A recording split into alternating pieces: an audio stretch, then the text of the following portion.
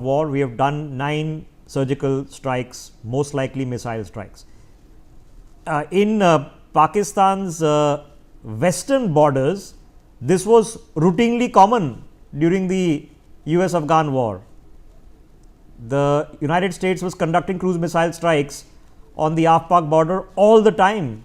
Thousands of them were conducted under 3 presidents. So, on the western border, the Pakistanis are used to these kind of strikes taking place. On the eastern border, it is rightly unusual because we haven't done them in the past, we have done them today. But Wing Commander, obviously there is going to be a Pakistani response. Now, sure, we've been discussing there is an escalatory ladder. They respond, then you respond. If indeed they strike our camps and they strike Indian Army installations, which they may have, they may not have, we won't know yet, do we leave it at that? Because now their response is going to be something which we probably haven't thought about it. What was in public knowledge of the military leadership of the Pakistan was that India will be targeting the terrorist camps and the places from where these terrorists have come. But now the Indian government, the Indian leadership doesn't know what their response is going to be. But the perception is that it is in the interest of Pakistan to broaden the spectrum of war or the aggression, because that suits them. As you said, that we have struck only the terrorist camp, but they have started making hue and cry that it has struck the hospitals, the civilians, the other places, the schools. Now they will, you can actually see what is going to come from their side. It's going to be the fictional stories and clubbed with trying to prove to the world that India is creating a lot of loss to the Pakistani nationals. And whereas Prime Minister, it was quite inherent in his speech that they are not against the Awam of Pakistan, they are not against the people of Pakistan, they are not going to strike the general population there. But that is what is exactly they are going to capitalize on. Okay, this is not a conversation on perspectives. Okay, I won't leave those outside the window, because perspectives are artfully managed by the Pakistanis. Okay, and they have plenty of people listening ears, things that are complete balderdash, made up from places where the sun doesn't shine.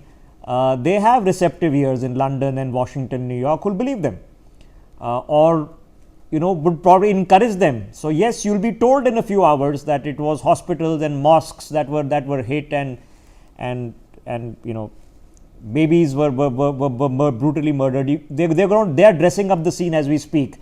In Balakot, by the time they invited the BBC and New York Times and Al Jazeera to Balakot, they had dismantled everything. It had vanished. The camp had disappeared. Okay. We had the satellite imagery of it, which eventually came out, which showed what was there and what was struck. Had that photographic ability had not existed with us, they would have simply said there was no camp. It didn't exist. So let's not. I don't want to underplay that the people in Pakistan right now have seen and are also seeing the same visuals. They've seen deep within what they consider to be Pakistani territory, visuals recorded by people who are intents and purposes Pakistanis, of large missile strikes.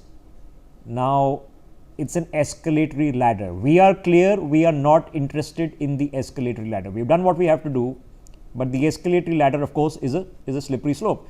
Now, we have to be ready for it. I am damn sure we are ready for it. But let's not wish for escalation. Okay, let's wish for justice. Let's not wish for escalation, because let's be maturer in that. Okay, I want to touch base. Deepak, can you hear us? Deepak is there along the LOC. Deepak, where are you right now? कहाँ हैं और आपको क्या सुनाई दे रहा है कि अभी भी बमबारी चल रही है, शेलिंग चल रही है, आवाजें आ रही हैं, क्या सुनाई दे रहा है आपको? जी बिल्कुल, मैं पुंछ के इलाके में हूँ।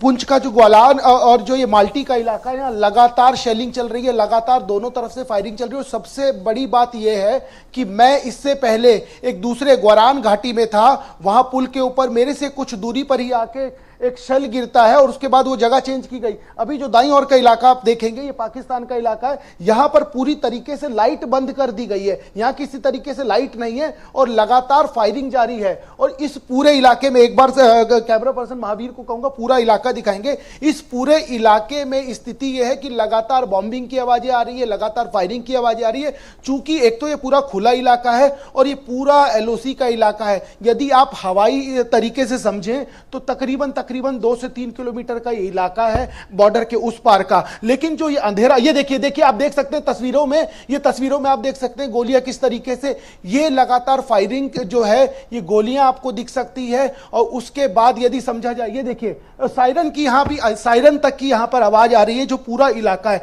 ये जहां जहां लाइट आपको बंद नजर आ रही है, आप ये देख सकते हैं तस्वीरों में।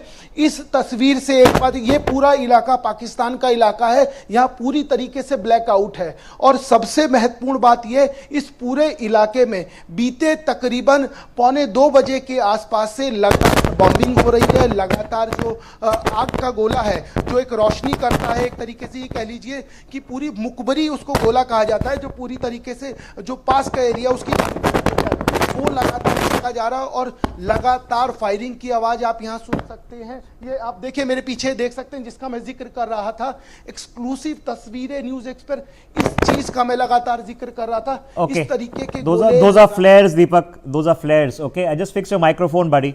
Okay, so that because we are losing you in between. All right. So those are flares, ladies and gentlemen, that you're seeing on your screens. A flare being put by whom we don't know.